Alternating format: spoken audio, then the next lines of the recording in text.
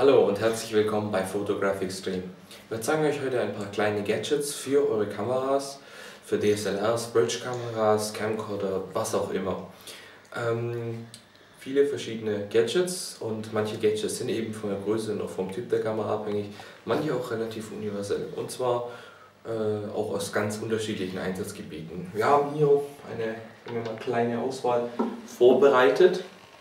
Ja, und wir beginnen jetzt einfach mal mit diesem hier. Das hier ist ein ganz normales, so eine Art Schwanenhalsstativ, einfach so ein Flex-Stativ, kostet wenige Euro, so 5 Euro, wenn es zu teuer ist. Und das ist relativ leicht und natürlich auch nicht sehr belastbar. Der Vorteil ist, dieses Ding ist eben ohne Probleme irgendwohin mittransportieren und trägt Camcorder, also zumindest in der Consumer-Klasse, und auch normale Kompaktkameras, zum Teil auch noch Bridge-Kameras. Ambitionierte Fotografen setzen es aber für zwei andere Sachen ein. Ja? Wir benutzen hier ein Reduziergewinde, ja, das eben aus diesem 1/4 Zoll Kameragewinde ein 3/4 Zoll Mikrofongewinde macht. Ja? Das sieht etwa so aus, kostet zwischen 80 Cent und 3 Euro, ganz unterschiedlich, wo ihr es kauft. Und erfüllt dann eben den Zweck oder ermöglicht den Einsatz eines Mikrofones auf einem solchen kleinen Stativ. Das heißt, man klappt das so auf, ja, stellt es einfach mal hin, nimmt sich ein Mikrofon zur Hand, schraubt das Ding drauf und kann dieses Mikrofon dann ohne Schwierigkeiten irgendwo draufstellen. Ohne Probleme. Ist wirklich wunderbar für den Tischeinsatz. Funktioniert natürlich auch mit jeglichen Richtmikrofonen oder mit größeren Varianten, die dann mit Spinne wären oder wie man sich das halt alles vorstellen kann. Ja? Das ist eben der Vorteil von so einem kleinen Stativ hier. Also kann man das ohne Reduziergewinde auch für andere Sachen benutzen, zum Beispiel für einen Blitz. Ja? Wir haben hier ein Beispiel oder einen Vertreter aus der Profiklasse. 580 EXII, kein Leichtgewicht, wiegt aber trotzdem noch deutlich weniger als so manche Kompaktkameras. Ja? So, dann kommt hier so ein schöner Standfuß drauf zum Beispiel, der bei so einem Blitz immer mitgeliefert ist. Wenn nicht, beim Händler nachfragen, ist eigentlich immer Zubehör eines solchen Blitzes. Hier unten finden wir ein 1/4 Zoll Gewinde für Fotostative. Passt ohne Probleme hier drauf, wir bringen es zusammen. Schrauben es hier unten rein, sanft und Druck festziehen, interessantes Geräusch, und stellen ihn dann quasi auf und können ihn dann so irgendwo hinstellen. Das ist der Einsatzzweck eines solchen kleinen Statives. Diese ganze Geschichte gibt es ein paar Nummern größer, so ein paar gewaltige Nummern größer, aus dem Hause Magnesit, beziehungsweise aus dem Hause Cullmann, die Magnesit-Serie. Das ist das Magnesit Copter. Das Magnesit Copter. Erhältlich in den Farben Schwarz, Pink, Weiß und auch in diesem wunderschönen Babyblau. Und der Vorteil von diesem Stativ ist nicht nur, dass es äußerst leicht ist, also es wiegt in etwa 300 bis 400 Gramm, sondern dass dieses Teil hier komplett, diese ganzen Teile hier, diese Flügel aus Aluminium gemacht sind und hier unten über eine Gummierung verfügen. Das heißt, sie sind wirklich rutschfest und lassen sich auf jedem Tisch aufsetzen. Vor allen Dingen so ein Teil hier trägt locker eine Bridge-Kamera, ein Profi-Camcorder oder eine ordentliche DSLR. Somit kann man dieses Ding natürlich nicht nur für Tische benutzen, sondern auch wunderbar auf Mauern aufsetzen und alle möglichen Alltagsgegenständen oder Alltagsbauwerken, die einem für eine Langzeitbelichtung behilflich sind. Noch ein kleiner Vorteil von diesem Stativ ist der abdehnbare Kugelkopf. Ja? So ein kleines Ding. Das ist ein CB 2.1 oder CB 2. Ja? Ja, der Kugelkopf ist eigentlich das Schwächste an diesem ganzen Teil. Wer den Kugelkopf austauscht durch einen, ebenfalls in dieser Größenklasse, aber durch einen belastbaren Kugelkopf aus der Cullmann-Serie oder von einem Fremdhersteller, kann dieses Stativ schon mal locker mit 5 Kilo und eine DSLR belasten, ohne dass sich der Kugelkopf 1 mm bewegt. Ja? So, dann kann man dieses Stativ so benutzen.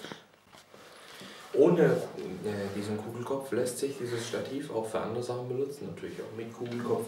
Ohne hält es natürlich locker mal 5 Kilo aus, und da besitzt man eben die Möglichkeit, dass jetzt hier auf eine schwerere DSLR aufgeschraubt, ja, besitzt man die Möglichkeit, entweder die DSLR einfach so hinzustellen, von Hand, ja, oder eben so in der Hand zu halten und dann eben als Stütze für das Filmen quasi zu benutzen. Keine schwere oder großartig komplizierte Sache. Somit kann man aus der freien Hand ohne irgendwelche Schwierigkeiten fotografieren, ohne irgendwie zu verwackeln oder eben ohne Schwierigkeiten aus der freien Hand irgendetwas zusammen filmen, ja? Ohne große Verwacklungen oder ohne große Probleme, wie man hier jetzt auch sehen kann. Filmen, ja, ohne große Verwacklungen oder ohne große Probleme. Dafür ist dieses dann natürlich wunderbar geeignet. Wenn wir jetzt den Kugelkopf noch zwischen reinsetzen, dann haben wir natürlich das Problem mit der Gewichtsbelastung, aber dieses Stativ hält, oder dieser Kugelkopf, locker mal eine 7 mm Batteriegriff und noch ein 70 bis 300 Tamron, so wie es hier steht, locker noch mit aus. Der Kugelkopf bewegt sich zwar noch leicht, aber es ist ja auch noch der Fotograf da, der besitzt ja 2 Hände, und dann ist das Ganze wiederum relativ stabil gehalten. So, jetzt schrauben wir diese ganze Geschichte hier wieder auf. Das dauert immer ein bisschen. So. Jetzt können wir das entweder direkt hier so fixieren und dann quasi auch so zum Filmen benutzen, ohne Schwierigkeiten. Ja, ohne Schwierigkeiten. Oder wir gehen hin und öffnen es, setzen es dann zum Beispiel geöffnet auf eine Mauer auf und können das Ganze dann ohne große Schwierigkeiten flexibel benutzen. Auch dann entsprechend Aufnahmen im Hochformat sind möglich, indem man das Ding hier einfach so einhängt, wie man hier relativ gut sehen kann. Ich werde hier diesen Kugelkopf einhängen. Die Kugel läuft relativ satt und gut für den Preis von etwa 25 bis 35 Euro, was dieses Ding im Laden kostet. Die Fixierschraube einfach, so, jetzt schrauben wir das Teil mal wieder ab.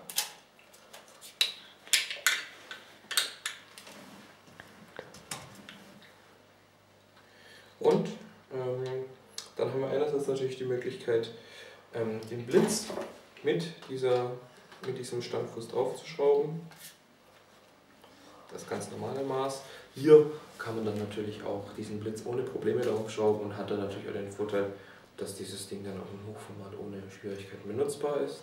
Ja, und diese Kugel mal wieder festklemmen. Wer sich jetzt allerdings sagt, ich will es richtig unkompliziert, der macht mit diesem Stativ absolut keinen Fehler, was allgemein schwierig ist, mit einem Stativ keinen Fehler zu machen, sondern der geht einfach hin, ja, Kugelkopf wird abgerutscht und dreht diese Platte hier rum.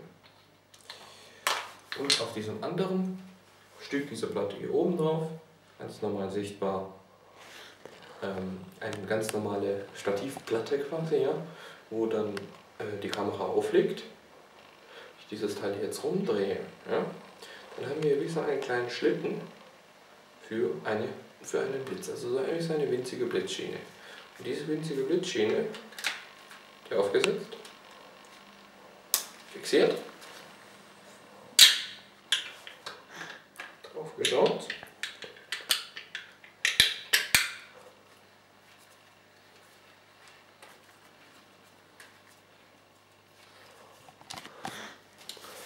So, und dann haben wir direkt auf diesem Stativ einen Blitz drauf, was uns natürlich nochmal die Möglichkeit gibt, dass wir unkomplizierter diese ganze Sache handeln können, weil ja natürlich nicht dieser komische Standfuß im Weg ist.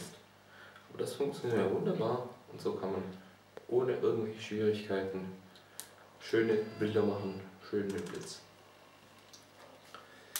Tja, dann hätten wir eigentlich auch schon den Bereich der Stative abgeschlossen und wenden uns den Objektiven zu.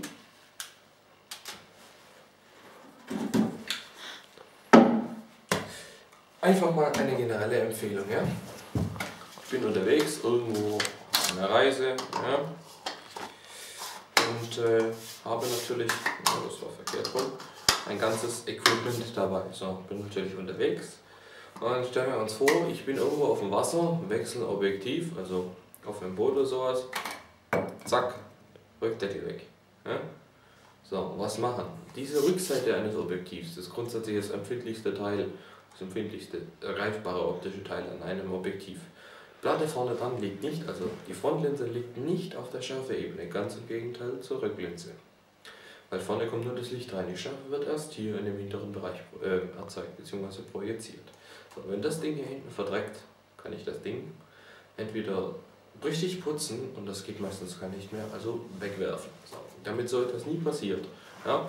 Und normalerweise führt man ja nur Systeme eines bestimmten Herstellers. Das heißt, man hat entweder nur Canon in seiner Tasche oder Nikon oder Sony. Mischen tut man das relativ selten. Von dem her ist das auch kein preislich großer Aufwand.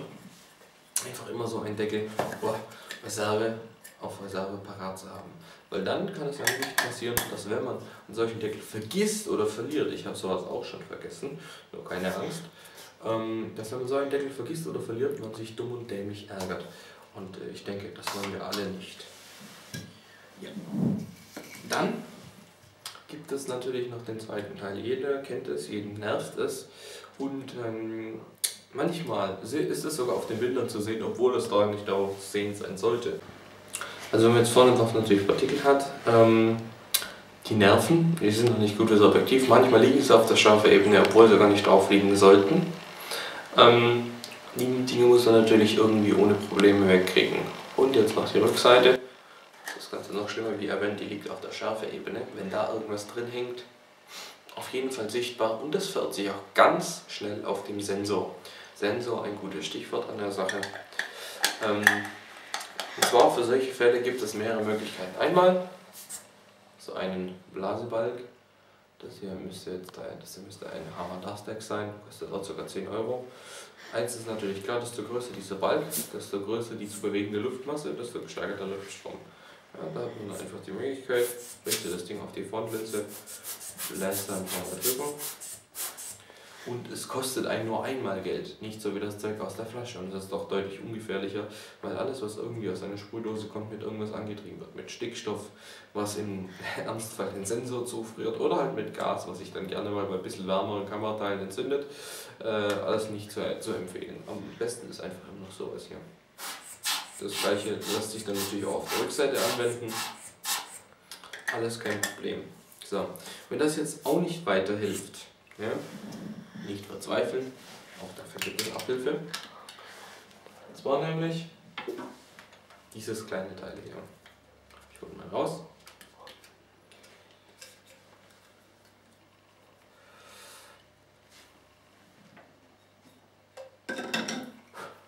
Den Kinetronics SpeckGrabber. Dieses Teil arbeitet mit, sagen wir mal, einfach kinetischer bzw. elektrostatischer Energie, aber es wird eben zur kinetischer Energie benutzt. Mit dieser Energie oder mit diesem Teil kann man ohne Probleme irgendwelche Partikel, die sich auf der Kamera abgesetzt haben, ja, das heißt irgendwo auf Linsenteilen oder auf dem Gehäuse selber, auf dem Spiegel und natürlich auf dem Sensor, ohne große Gefahren mitnehmen. So, jetzt muss ich nur mal sehen, ob ich da irgendwas verwische. Ja, ich weiß nicht, ob man das jetzt sieht. Wir haben hier ein Staubkörnchen, so ein Füsselchen. Ich gehe mit der Ecke dran. Ja, das will noch nicht ganz. Schauen wir ganz drauf an. Zack, ist hier drauf. Ja. Und so kann ich das mit so ziemlich jedem Partikel machen. Und ich brauche dieses Teil nur mit einer Ecke entfernt berühren. Schon hängt es hier dran. Reinigen lässt sich dieses Teil einfach unter fließendem Wasser, ohne irgendwelche Spülmittelteile. Kostet so ca. zwischen 13 und 20 Euro mit dem Griff. Diese Teile gibt es auch als Ersatzteile ohne den Griff, dann kosten sie so ca. 7 oder 8 Euro. Das heißt, wenn dieses Ding hier drin irgendwann unansehnlich wird oder ein bisschen schmiert, einfach austauschen ohne Probleme. Ist auf jeden Fall was sich lohnt, sollte man sich anschaffen, kostet nicht allzu viel Geld. und ist auf jeden Fall lebenswert in der Not.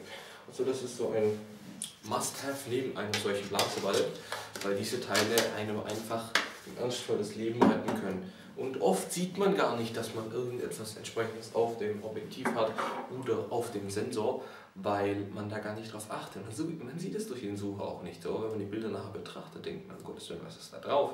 Ja? Dann guckt man als erstes mal ins Objektiv, sieht das den Staubpartikel drin. Ja, wie kann das sein? Dann googelt man, nein, das kann nicht sein.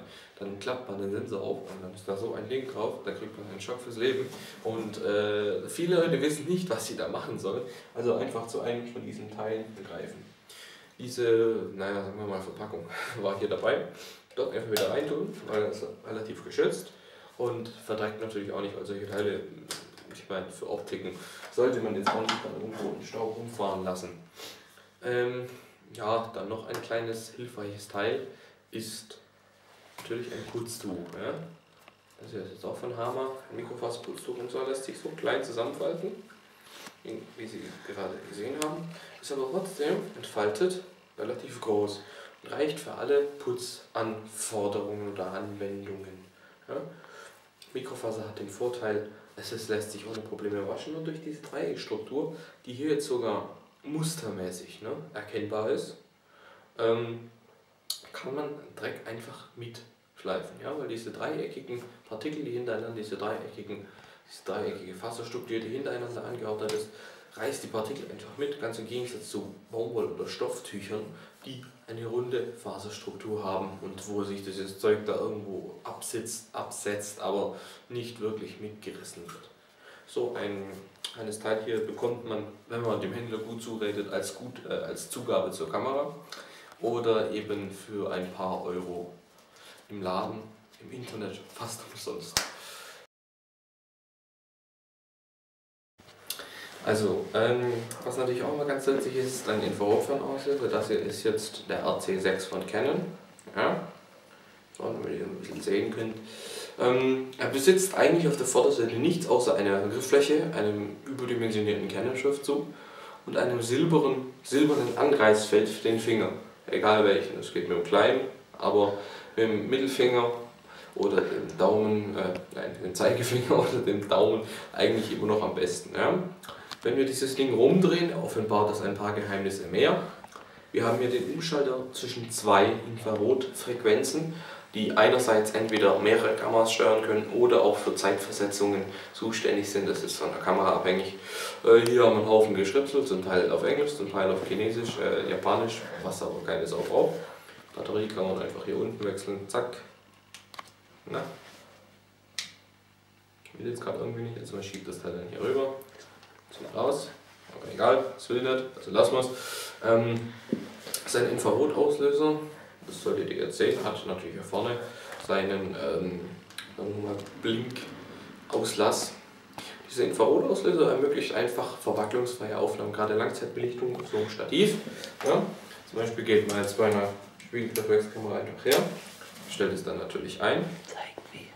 Das heißt, wir gehen jetzt zum Beispiel ins Secure-Menü einfach her. Picken uns hier dann irgendwo, ja, machen das dann.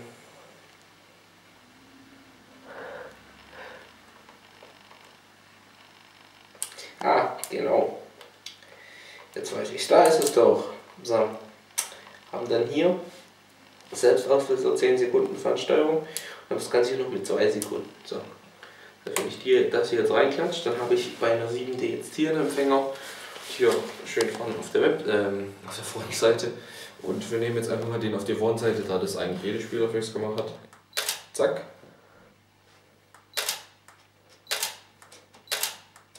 Das kann ich bis zum Wahnsinn treiben oder bis die Batterie leer ist.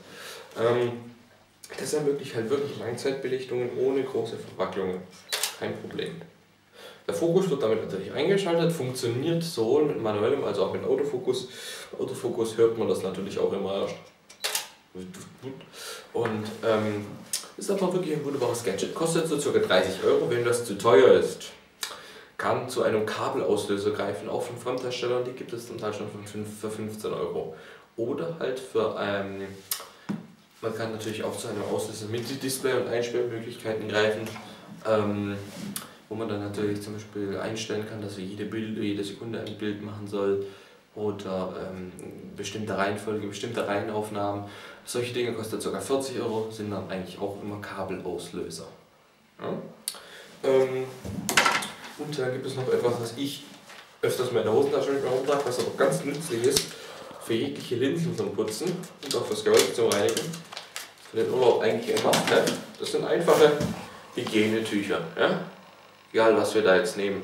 Die Dinge sind einfach für die Desinfektion vorgesehen, haben Alkohol drin und besteht eigentlich in erster Linie aus Alkohol, eben aus Ethanol und Propanol. Und bietet eben die Möglichkeit im Urlaub die Kamera zu putzen, das heißt das Gehäuse. Einfach schön, weil jeder kennt es im Urlaub, 45 Grad, sagen wir jetzt mal Kanaren oder sowas, hat das durchaus mal, läufst rum, machst Fotos und du schwitzt. Ja? Das heißt, da hängen Bakterien, da hängt alles, was irgendwie stinkt an der Kamera. So ein Ding aufmachen, ja. Muss dann Teil aufreißen, ja, kein Problem. Und dann damit einer Kamera zu Leibe rücken. Ja? Das machen wir danach. Das machen wir aber erst, nachdem wir die Linsen gereinigt haben. Weil, wenn wir eine Linse putzen, muss dieses Tuch natürlich noch relativ sauber sein. Ihr seht, es ist relativ feucht. Trocknet aber ohne Rückstände weg. Ganz im Gegensatz zu vielen Brillenputztüchern, die ihr im Laden bekommt. Ja? Das heißt, man geht dann einfach hin, nimmt dieses Tuch hier, ja, und fährt hier vorne einfach über die Vorderlinse. Geht natürlich auch mit der Rücklinse, da will ich das jetzt aber nicht unbedingt machen. Ja? Und dann ist natürlich auch schön den Arm hier oben. Und der Witz ist, das trocknet alles ohne irgendwie Sachen weg. Wenn hier jetzt noch irgendein Haar drauf hängt, SpeckGrabber. Ja, das sind solche Sachen, die halt natürlich auch entstehen. Aber generell wisst ihr ja, Linsen müsst ihr nicht so oft putzen, weil wenn es irgendwie leicht verschmiert ist oder sowas, das ist nicht ganz so schlimm. Ja? Und da wir natürlich gerade schon dabei sind, machen wir gleich noch das Telezoom. Ja, natürlich immer richtig schön, bei dem es ein bisschen leichter ist. Also einfach alles schön putzen, was ihr linsenmäßig habt. Der reicht meistens auch ein Tuch dafür. Das trocknet jetzt so innerhalb von einer Minute weg. Ja? Seht ihr, jetzt ist feucht. Legen wir da drauf. So. Dann rücken wir der Kamera zur Leibe. Ja, das riecht das Zeug. Dann rücken wir der Kamera zur Leibe. An der Sicht der Kamera kann man natürlich das Objektiv außenrum reinigen. Ja? Die Griffflächen, den ganzen Schalter, macht der Kamera absolut nichts aus, weil es eben nur feucht ist und nicht nass. Ja? Und ohne Probleme hier einfach drüber gehen, putzen, desinfizieren alle Griffstellen. Auch die Displays lassen sich damit wunderbar reinigen. Auch wenn es jetzt gerade nicht so aussieht, funktioniert das auch gut. Ihr könnt natürlich mit auf so einen halben Schwung verwenden, was jetzt aber natürlich meistens immer ein bisschen übertrieben ist. Ja? Wenn ihr dann damit fertig seid mit der Oberseite, dann gibt es ja auch noch eine Unterseite, die man reinigen kann. Ja? Das Ding wird natürlich immer trockener. Wenn es zu trocken ist, weg, ein neues. Die Kamera haben wir jetzt sauber gemacht. Dann gibt es vielleicht noch sowas wie ein Blitz, ja, da fährt man dann noch drüber. Das dem Ding auch nichts ausmacht. Der Zoom-Reflektor von ihr glaubt gar nicht, wie bescheuert das aussieht, wenn da irgendetwas drauf hängt. Ja? Natürlich solche Teile hier. Kontakte. Oh, nein, Spaß, passiert nichts. Kontakte kann man damit auch ohne Probleme putzen, sofern sie relativ rostfrei sind. Und ja, das ist der Vorteil im Urlaub. Diese Dinger trocknen eigentlich relativ langsam aus. Wenn man sie lichtgeschützt irgendwo in der Tasche verwahrt, trocknen solche Teile langsam aus. Und kann man natürlich auch für seine Brille benutzen, kann man eigentlich generell alles benutzen, was man mit dem kann. Laptop damit sauber, was weiß ich. Es ist eben eigentlich nicht nur ein Hygienetuch, sondern ein Multifunktionstuch. Ja? Das heißt, es ist besser als ein Brillenputztuch, besser als ein Allzweckputztuch, irgendwie aus so einem Teil. Das ist wirklich sehr schön. Und vor allen Dingen habt ihr den Vorteil, danach sind auch wirklich Bakterien weg, die ihr irgendwo auf irgendetwas draufhängen habt. Ja? Wie gesagt, sehr nützlich, um es mitzunehmen. Vor allen Dingen im Urlaub, wenn ihr da nicht irgendwo daheim, nicht Zugriff auf daheim habt, oder dort irgendwo eine Flasche mit irgendeinem Reiniger stehen habt. Was Reiniger angeht, sanftes Zeug bitte benutzen. Ja? Da kommt mir jetzt keine mit Essigreiniger oder irgendetwas, weil das frisst die Kamera zusammen. Da gibt es dann Sprays zum Beispiel vom Kontaktchemie dafür. Es gibt zwei, die sich dafür wirklich sehr gut eignen. Das eine ist das TFT-Screen 99 Und den Multifunktionsreiniger, das ist so eine 400 Milliliter Flasche, so eine große, den kann man dann für alles nehmen, genauso wie den TFT-Reiniger. TFT-Reiniger lässt sich halt auch sehr gut für die Linsen verwenden, weil er natürlich auch für CAD-Monitor gedacht ist. Das dann bitte mit einem bisschen gröberen, ich betone gröberen, aber nicht zu groben, also mit einem bisschen, sage ich jetzt mal, so ähnlich wie ein Handtuch mit so einem Microfasertuch putzen, weil das an diesen Stellen dann einfach mit so einem Schaum besser funktioniert. Ja, das war einfach fallen, wieder heim. Ansonsten, das war von uns, was die kleinen Gadgets des Alltags der Fotografie angeht. Ja, also, wenn es euch gefallen hat, ihr wisst, was ihr zu tun habt. Ansonsten bis bald bei PhotographXtreme.